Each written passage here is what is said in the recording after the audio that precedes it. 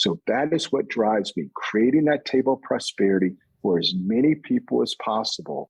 Because there's a song out there, it's called That You Die Twice, Molly. You die the day they put you in the grave. The second time and the final time is the last time someone mentions your name. My vision and everyone's vision should be long after we're gone. Just like I mentioned Darnell Martin, people are still mentioning our name because that is a life of legacy. That is a life well lived. Welcome to Business with Purpose. I'm your host, Molly Stillman of Still Being Molly.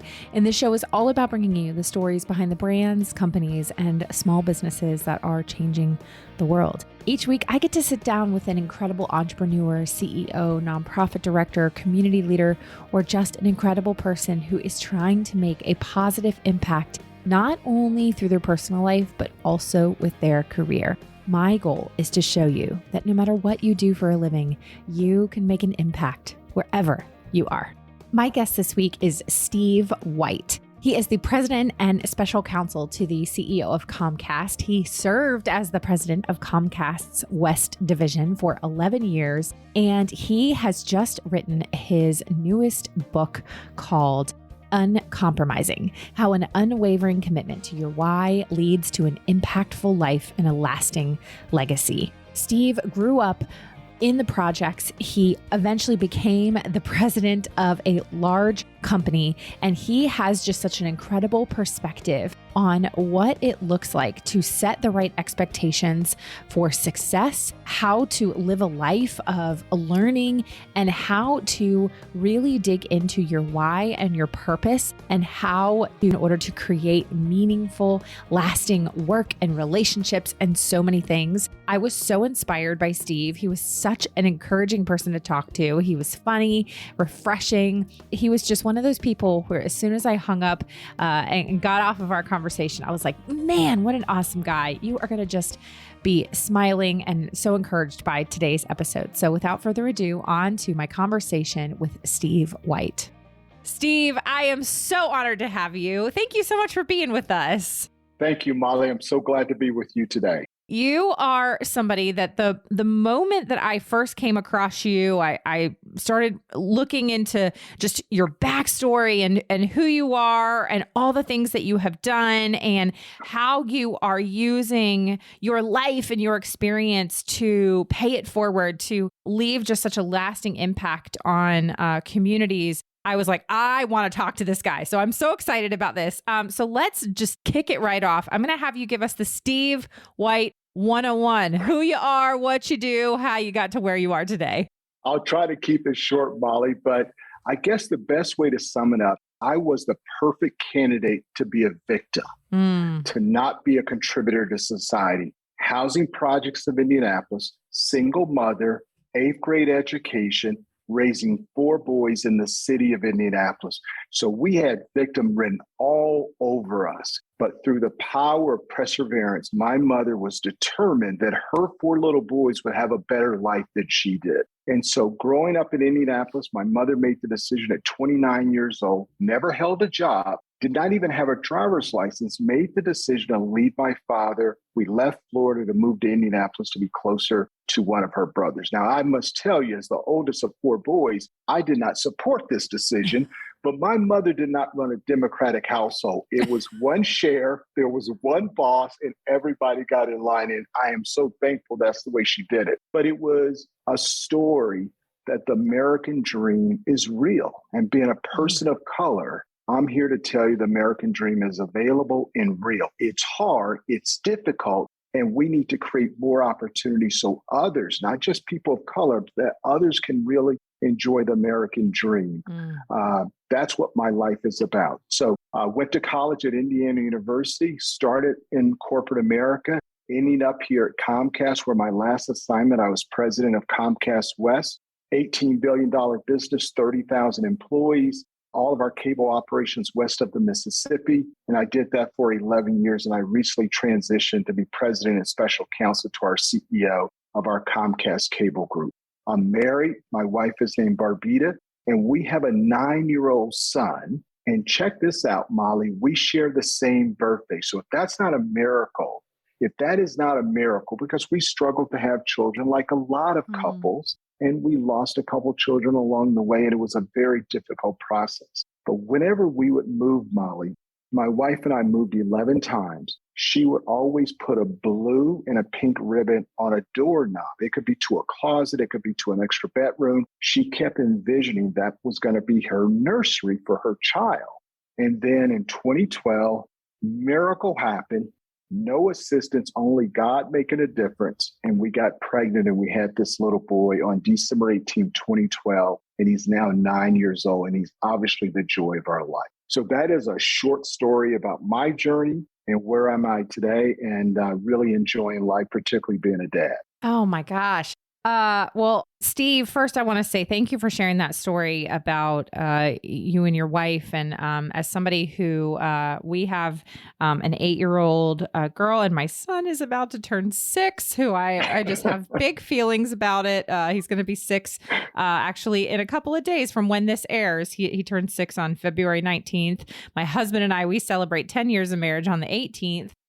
So February is a big month for us, but we also, we lost, a couple of boys, during pregnancy back in 2018. And so I know firsthand just how difficult that is. And, it's something that I feel very passionate about talking about more. And it really, it's a connector because people who have experienced that know that feeling. And, also the fact that you as a dad acknowledge that, I think is so important too, because I think in the conversation around pregnancy loss, and even though this is even what this episode's about, but just, I think it's an important thing to note that a lot of times the dads get left out of that conversation, and it affects them too. And so I just want to say, I'm sorry for your loss. And I thank you so much for sharing that, and just rejoice with you for your son. And I know we're going to talk probably a little bit about him, but thank you for sharing that. But Molly, it's an important story to share because as we got more comfortable sharing our story, a lot of times we look at others and we just only see success. But life is not a straight line. Life and success is actually a very crooked road. It is. And your ability to navigate uncertainty, to navigate challenges and heartache really makes the other times even more special. So last night, throwing the football with my son makes those times even more special because I know what a miracle it is. Oh man. Yeah, it really is a miracle. And I'll tell you, like I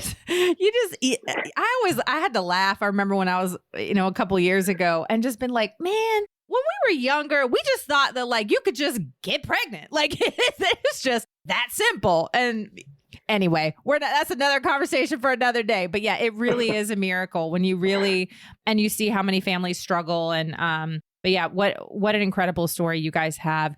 So, okay, I want to go back because as you mentioned, and I love that this is like one of the first things you said is like everything life had handed you early on in life was that you were set up to be, in your words, a victim. And your mom, which I just want to like hug her, just what an incredible woman she is. Like just to know that she was determined that was not going to be how she mothered you and how she led you. Talk to us about that. What was that relationship like with your mom? And, what were some of the things that she really instilled in you so you didn't take on that victim mindset? Yeah, such a good question, Molly. And I want to start with the quote that really drives me and inspires me. It's attributed to Mark Twain. The 2 most important days in your life. The first is the day you're born, certainly. The second is when you find out why. And the difference between success, I believe, is when you can answer that question, why you've been placed on this earth. Because all of us have been placed here for a purpose and a reason. We all bring certain talents to the table. Your job, my job, all of our job is to find out why we've been placed on this earth. And my mother determined that, and we didn't know it at the time. But for her purpose in life was to raise 4 boys that would all make a difference in this society. That was the purpose of her life. And she realized that early on. She probably didn't know the quote, but she certainly learned it. And her first job when we moved to Indianapolis, she was a motel maid. And Molly, that's motel with an M, not hotel with an H. There's no spa, there are no elevators, there's no in-room dining. You pull your car up and your door's right there. That's what we're talking about. We're talking about the bottom of the bottom. And she did that job with great attitude and great effort. And when we would come along with her on those weekends, we learned hard work. We learned teamwork. We learned commitment. We learned having a great attitude, because she could have done that job with a very negative attitude, but she greeted everyone with dignity and respect. And we learned that although her talents were greater than being a motel maid, we learned that just because you're in that environment, it does not have to shape how you think and how you approach life. Those are some of those valuable lessons. Now, I didn't know I was learning that at 10 and 11 years old. But certainly as I reflect, that got instilled in me, and that drives me today. As I tell people, there are only two things in life you can truly control: your effort and attitude. If you ace those two things, your chances of having a life of impact and success go way up. So those were some of those critical things that I learned. Was it difficult? Absolutely. Was it hard? Certainly. We didn't realize we were poor at the time, but as we got more exposure, we knew what we did have, which was love in the home and a commitment to each other.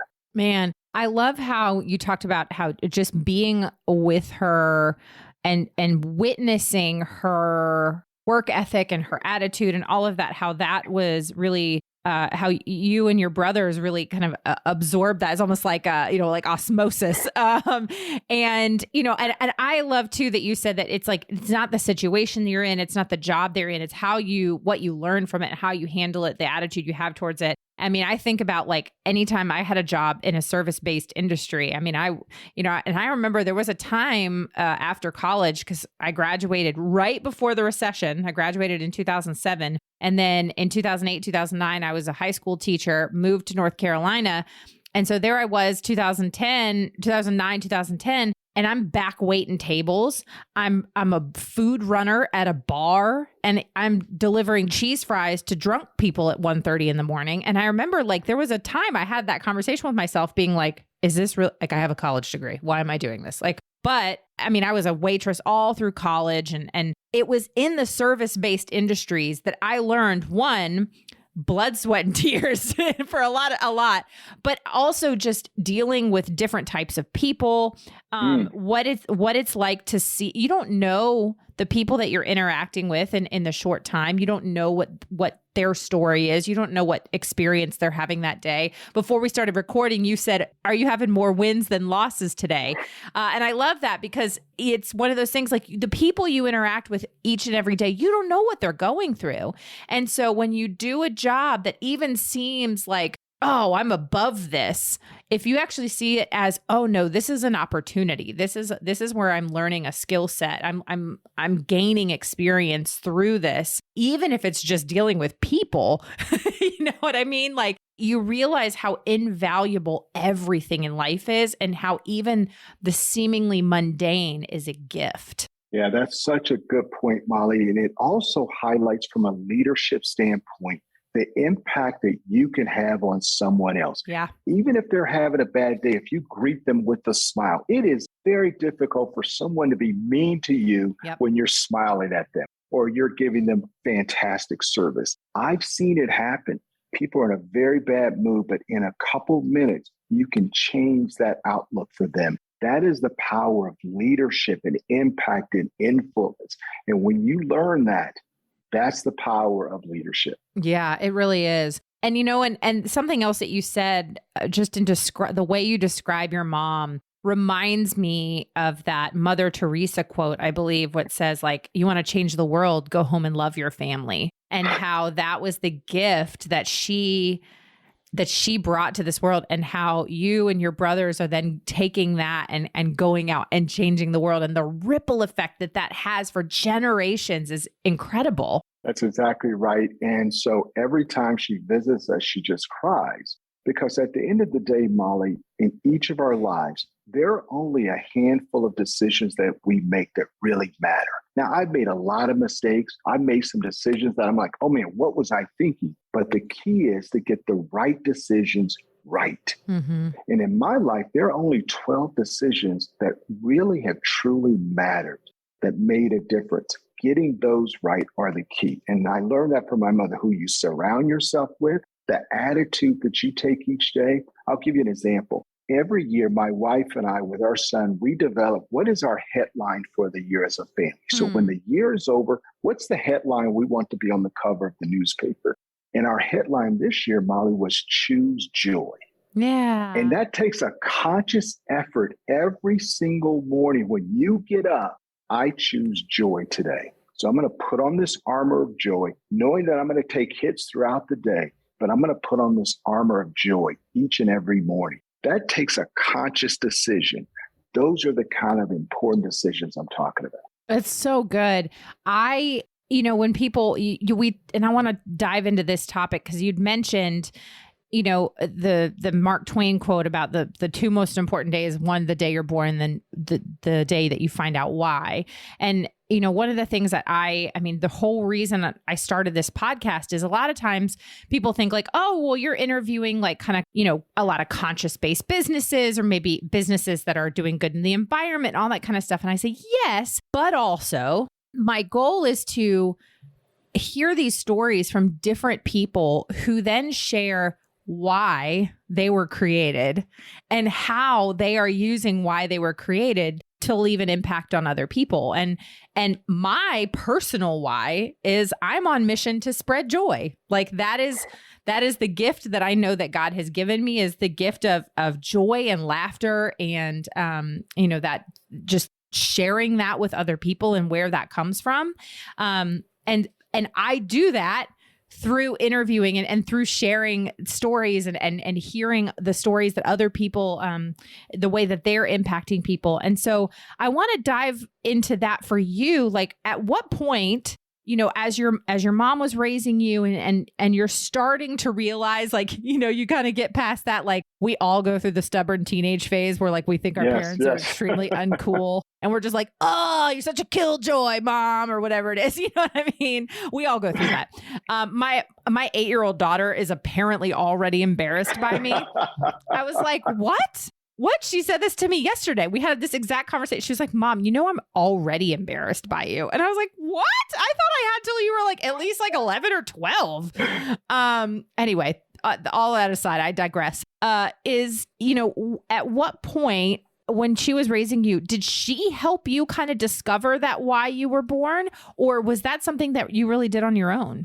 Yeah. My friends tell me, they said, Steve, as you raise your son, you don't think they're hearing you now, but they will. It'll come later in life. And so for me, while my mother and others were poured into me, my why really did not become crystal clear to me until I got fired. When I left Indiana University, I joined a company called American Hospital Supply. I started off in sales where they start all their recent college grads. I had great success, probably too much success early on. I was Rookie of the Year, top quota breaker. I get promoted within 12 months. I moved back to Chicago. I'm at the home office running one of our marketing groups. Then I moved to Michigan as a sales manager. And everything that got me to that point was based on what I did. Now, when you're leading men and women, it's about what you get them to do. Your success is through them. I didn't learn that. I thought it was still all about me. And I focused on what could this do for me? And I got fired after about 12 months. Now, at the time, I didn't think it was fair. But as I reflect on it, Molly, it was the perfect situation for me. And I realized that if I was going to have any kind of success, any kind of impact, I had to serve others. There's a book called Leaders Eat Last. And I had to learn that. And that was a very painful lesson. And that became clear to me because the day I got fired, Darnell Martin, who's no longer with us, called me up and said, I see more in you than you see in yourself. But if you continue to do what you're doing, you won't have success. But I believe in you. And he grabbed me, moved me from Michigan to Chicago, and gave me a fresh start with the same company, just a different division. And although he received some flack, he was focused on serving me. And while he's been gone 25 years, Molly, here I am still mentioning his name. That's the kind of impact he had on me and others. And through adversity, that's how I learned my why, which is to create a table of prosperity for others. My whole reason for writing the book Uncompromising really is a love letter to all the men and women that gave me a hand up. Now, Molly, I didn't say hand out, a hand up, which is gave me an opportunity. And now I can pay it forward by sharing it with others. And my hope is I'll make the difference in someone else's life. So that is what drives me, creating that table of prosperity for as many people as possible. Because there's a song out there, it's called That You Die Twice, Molly. You die the day they put you in the grave. The second time and the final time is the last time someone mentions your name. My vision and everyone's vision should be long after we're gone. Just like I mentioned Darnell Martin, people are still mentioning our name because that is a life of legacy. That is a life well lived. Man, I'd never heard that before. And I really love that. And I, just on a personal note, that is something that I'm really touched by, because that was my mom. That was my mom.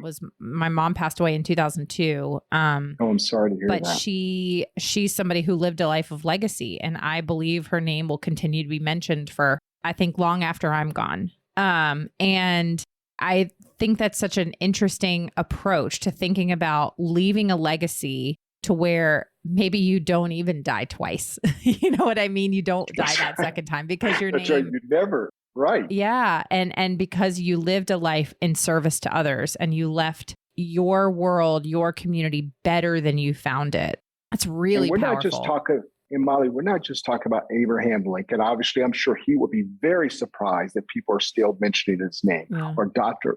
Martin Luther King. But we know men and women in our community that touched us in a way that we'll never forget. And we know that they touched others. So when you bring that kind of mentality to the table, what happens, Molly, and this is what people don't understand, you actually get enriched. Your fruit is hanging from multiple trees. If your fruit is only hanging from your tree, it dies with you. Yeah. But if your fruit is hanging on all these other trees, and then they kind of go impact others, and then they share the Darnell Martin story like I did, that's how legacies are created. And you can live a very rich life doing that. I'm a living example. You're an example. We live a very rich life because we're bringing others along for the journey. That's so good. I want to go kind of continue a little bit with, we were talking about how we addressed sort of how you had grown up and you avoided that kind of victim mindset and how, but I love what you talked about, how you're a living example of the American dream is real. It's hard, but it's real. And how one of the ways that you're paying it forward is really to lead. I mean, obviously educating your son, and just in general, like what it's like to pursue the American dream, as a person of color, and what does that look like, and how can we as a collective society give hand ups, come alongside so that there are support systems in place and eliminate some of those obstacles, that you had to overcome? Yeah, everything starts, Molly, with expectations. Let me give you an example. I had a chance to go to Harvard Business School a few years ago for a training program. And I was in the bookstore and I called my wife up and I said, what's the exact size of Stevie? And she gave me the size. And what dawned on me was, what if I bought him multiple sizes? The time he was 5 years old, so he could wear it when he's 6, when he's 7 and 8. As you know, kids, they grow out of things very, very quickly. So I bought him multiple sizes. So for 10 years, he will be wearing something with Harvard Business School on it, whether it's a sweatshirt or a t-shirt. So today he's still wearing Harvard stuff because I bought him like 10 pieces of clothing. Because I am setting the expectation. Now, whether he goes to Harvard Business School, that's not the point. The point is higher education has already been established as an expectation of what he's going to achieve. And so everything, I believe, starts with expectations, that I see something in you more than you see in yourself. Yeah. In my book, I have a chapter just talking about expectations. And there was this famous study done in 1968 where they separated school kids in 3 groups. And they told the teachers, they picked a group randomly, and they told the teachers that this group was a very special group. They had tested very well, and they're the brightest of the bunch. Now, these 20 kids have been picked at random. Another 20 kids have been picked here, and another 20 kids here. And the 20 kids that were picked randomly end up scoring better than all the other kids because there was an expectation set with the teachers that these are the best of the best. And so the teachers approached them as they were the best of the best. So the way we start is we start creating expectations and start saying, I see the capability in you more so than you can see it yourself. And I'm going to set the bar here. So everything starts with expectations. And I think that's critical. Now, certainly that has to start in the home, but it also can start in the classroom, and it can start with others that interact with people that maybe don't have the same opportunity. That's how we start to change the dialogue. That's how we start to change the discussion. And Molly, is so critical that we help people answer that second question. Why were you placed on this earth? So as I talk to my son, although he's only 9 years old, I'm telling him that you are a miracle baby. There are great expectations for you. You and I share the same birthday because we want everyone to know that this is a miracle. And the reason you were placed on this earth is to make a difference in the lives of others. So you start with expectations.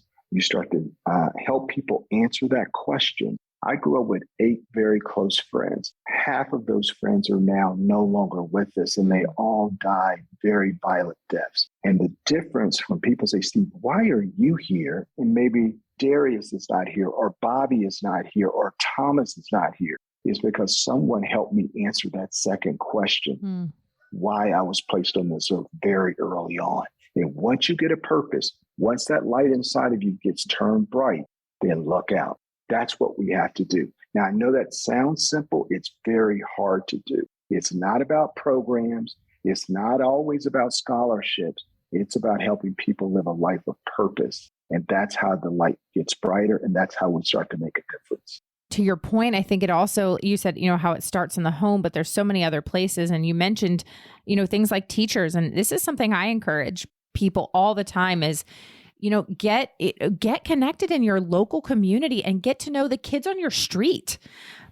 I mean, I think about, before we moved to the farm where we live, we lived, on a cul-de-sac. And I'm like, I had kids in and out of my house that were not mine all the time. I mean, I will never forget. There was this one, just the sweetest family. They lived right across the cul-de-sac. They had 7 kids in a 3-bedroom house. And I was like, Lord bless that mother and father. But they were just the sweetest family. But it was, they were just the kids who my kids would be outside playing with them in the cul-de-sac all the time.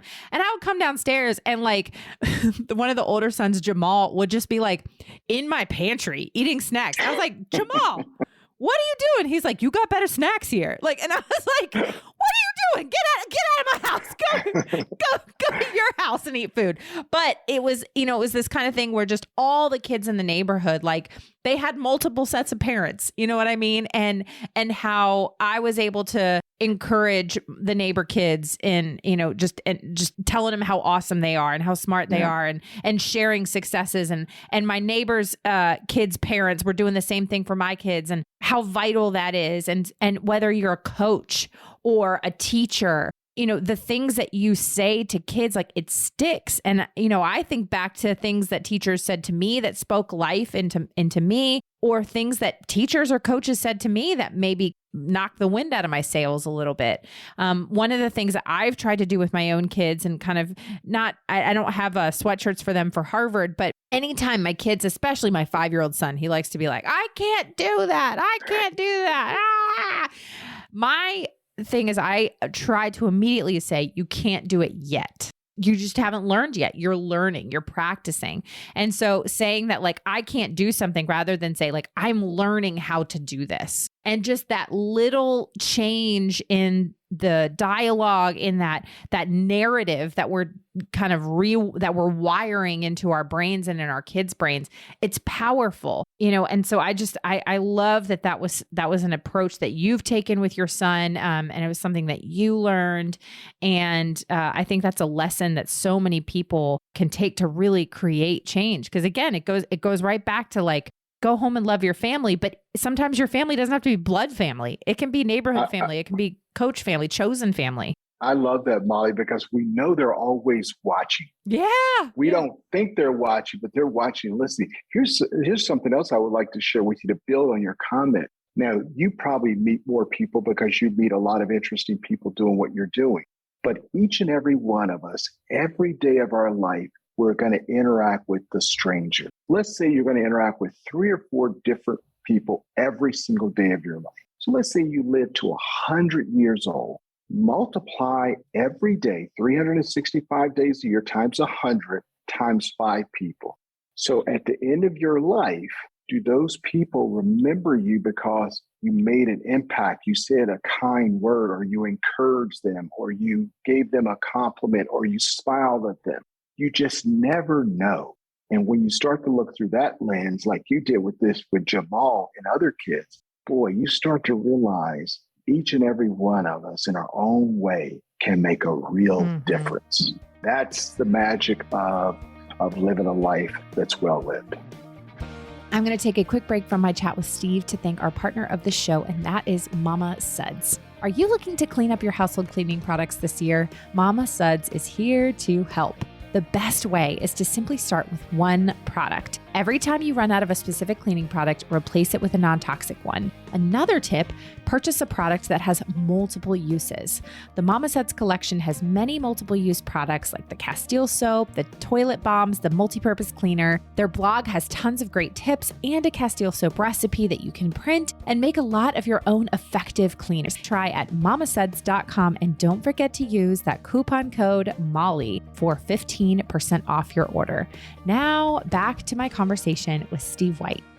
Now, another thing that I know is a really big part of your life and was something that, your mom instilled in you and really it's one thing that I know you talk about in your book is your Christian faith and how that has played into your business and your life. And talk to us about how your faith has guided you through the ups and the downs and the windy road that has led you where you are. Yeah, Travelers Rest Baptist Church. So I don't know if there are any other Baptists listening, but in Indianapolis, small church, that's really where I gave my life to the Lord and rededicated myself to the Lord February 1997.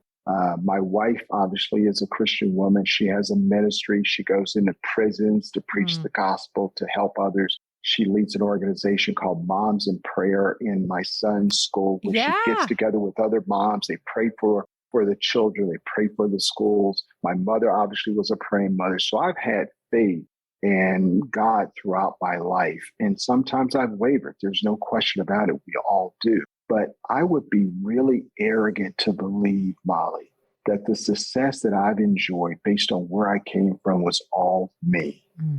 That would be really, really arrogant. And so when you start from the premise that our destiny is set and then our job is to go fulfill it, I would be very arrogant to think that that was all done on myself. And so I remember my pastor telling me, he said, Steve, my pulpit just happens to be here in the church on Sunday and Wednesday night. And if you're Baptist, that you go to church 2 or 3 times a week.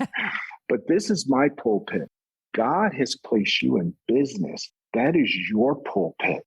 And the way you handle yourself and lead others with kindness and firmness, but fairness, that's how you make an impact. And so when I started thinking about myself as a carrier of God's message, and this just happens to be my pulpit, it allows me to lead in a way that I believe others will respond to. The other part of this, Molly, is that I start my day every day in prayer because it gives me that armor to go through the day, because life is hard. We're going to have challenges. We're going to have failures. But to go through things like COVID and not have that show of armor is something I can't imagine. So it allows me to get up every single day without an alarm clock, with joy, ready to take the day on. And there's nothing else I found, a new car, a great vacation, new clothes, more money. Nothing has given me that shield to go out every day. So for me, it feels like breathing, because I can't imagine not living each and every day with that shield on.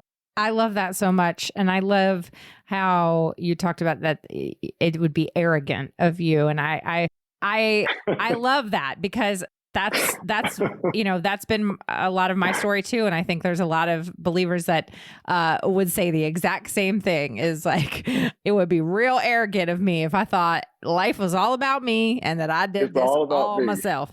But you have to do your part though, right, Molly? Yes. Would you agree? You have to do your part. Yeah. And I think about it's actually in my personal study time right now. I'm doing a Bible study on the book of Matthew, and to that exact point is one of the things that just had never really occurred to me as many times as I had read this story. It was, in Jesus's miracle, the feeding of the 5,000, is, Jesus has compassion on the crowd. He sees they're hungry, but he asks he knows what he's going to do.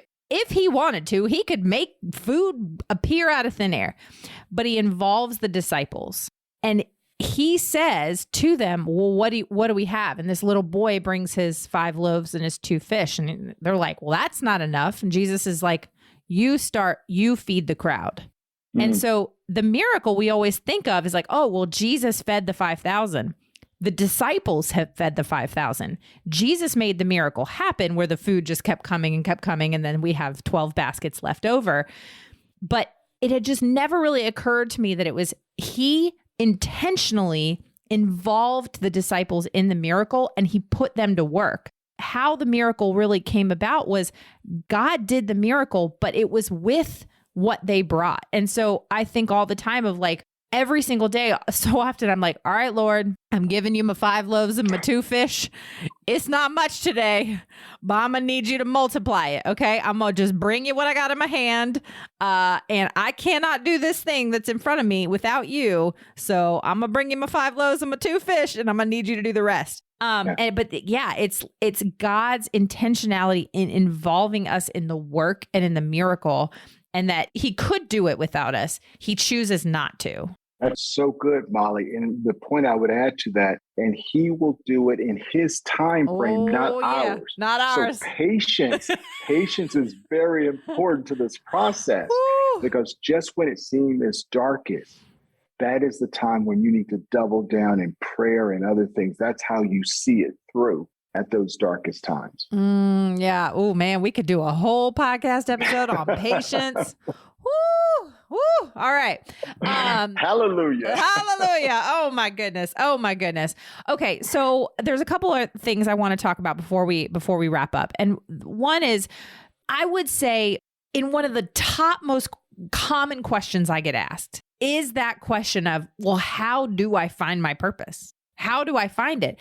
And one of my dearest friends, Liz Bohannon, she always talks about how you don't actually find your purpose, you create it. But I would love to know and I see you nodding your head. And I would love to know, what's your approach to this? Because I know you kind of have this term, finding your fight. So how do you approach it when people ask you that question of, well, how do I find my purpose? How do I know why I was born?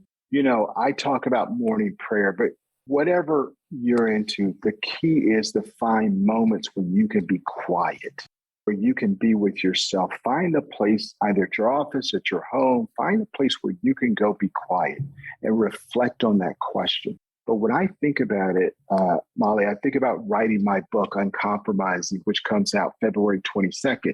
None of us are John Grisham, so none of us are going to get rich writing a book. So the question becomes, what are you good at?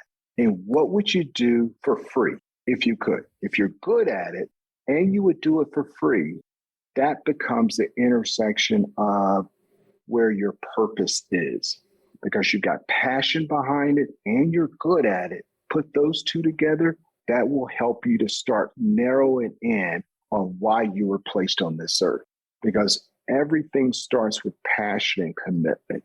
And I know for me, helping leaders be the best they can be, I would do it for free.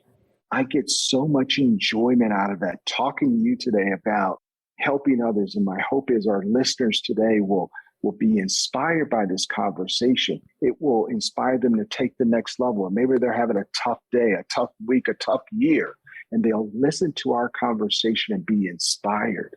that just gives me goosebumps. Mm-hmm. And you and I are doing this. I'm not getting paid for this. This is an opportunity for us to share with others. So find some time to reflect. Reflect on that question. Write it down so you see it every single day. And then start thinking about, what are you good at? What are you passionate about so much that you would do it for free?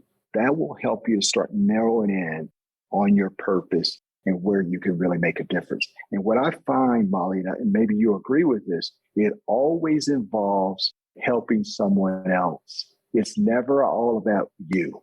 Mm-hmm. If your purpose becomes serving only you, I would say go back to the drawing board because you haven't found your purpose. You are so right. And there is a reason why my life verse, the verse that just kind of guides, is my guiding light, is 1 Peter 4:10, which is, each of you has received a gift, which is you're to be a faithful steward of that gift because it is a form of God's grace in its various forms, and you're to use that gift to serve others. And I love that idea of being a faithful steward of the gifts, because the whole idea of what does a steward do? A steward takes care of something. And it, more often than not, a steward does it. They take care of something in service to others.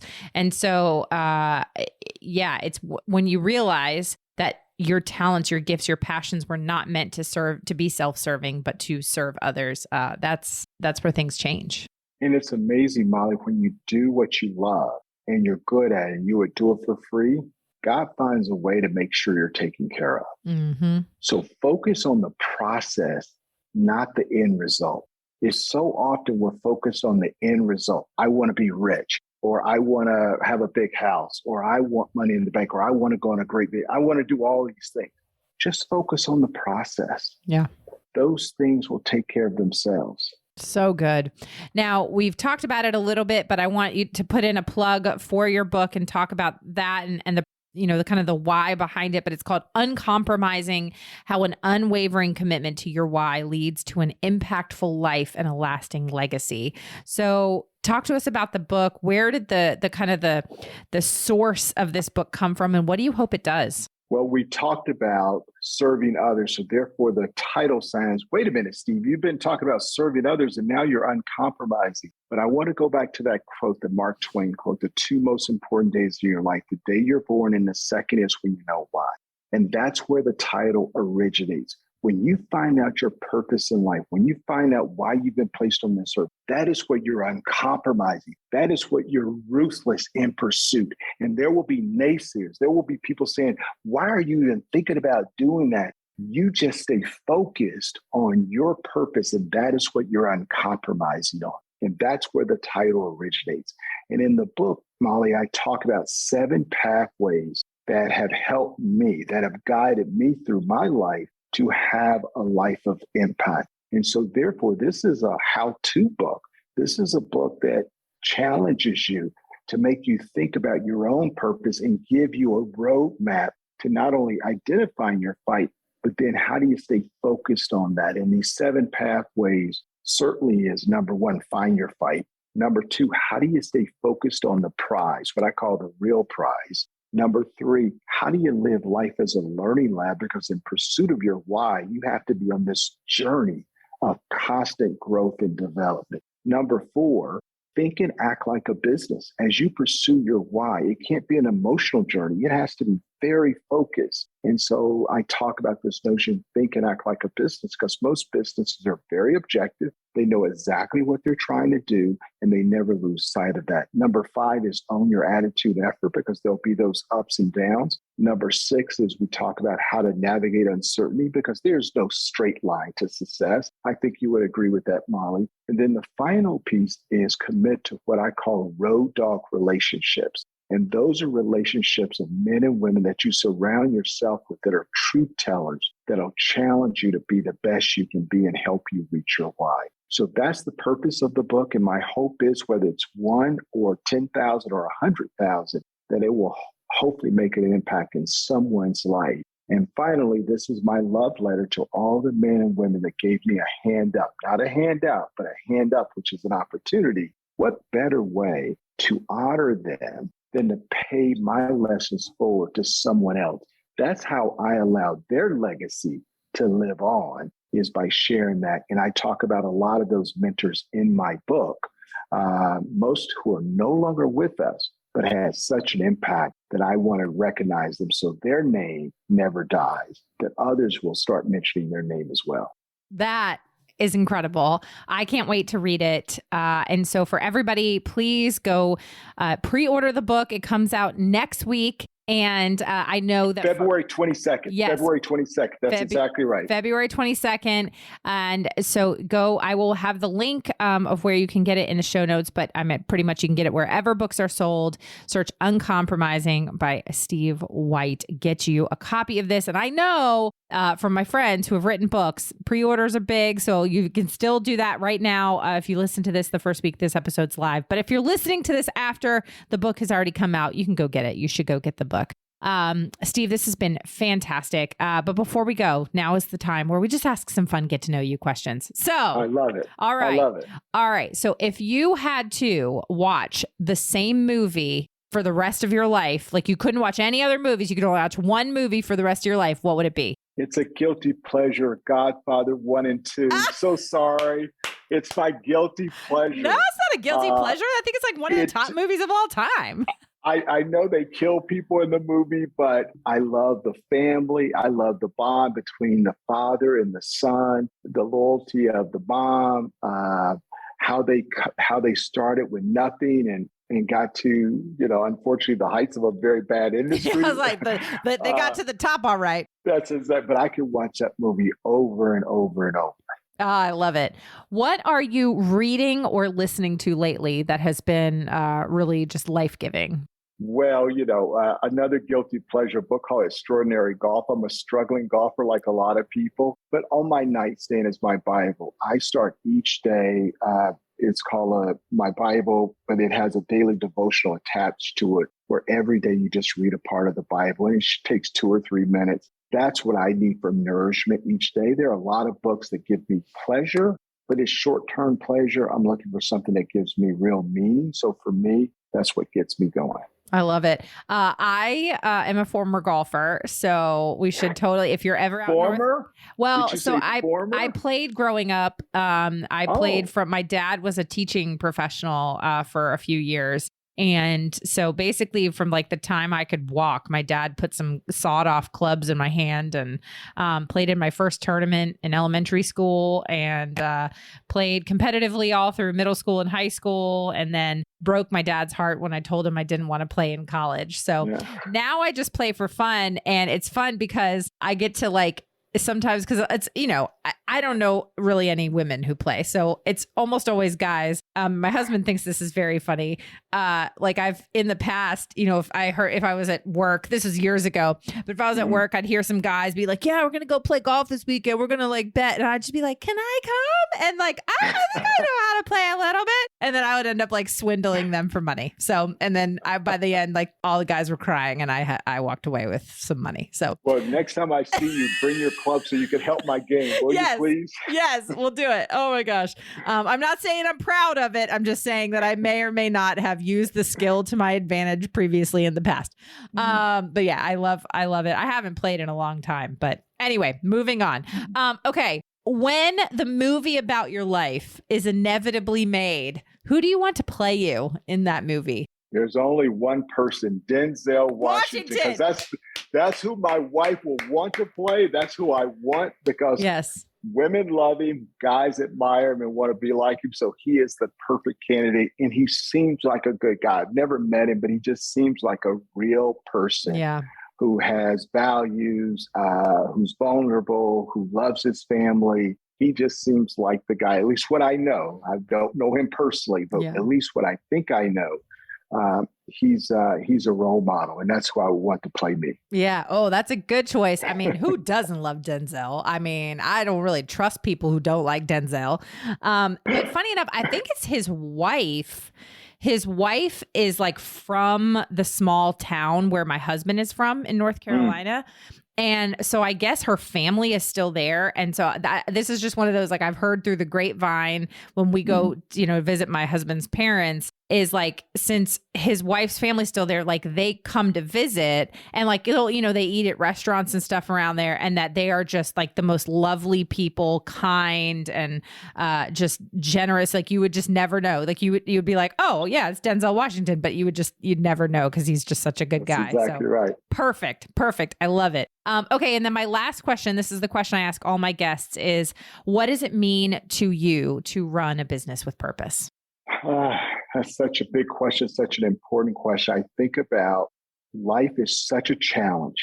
How do you make decisions? And so knowing that you have a moral compass that's guiding you, Molly, it actually takes the stress away from you because the decision is very clear to you. Sometimes it takes you a while to actually pull the trigger, make the decision, but it's actually clear.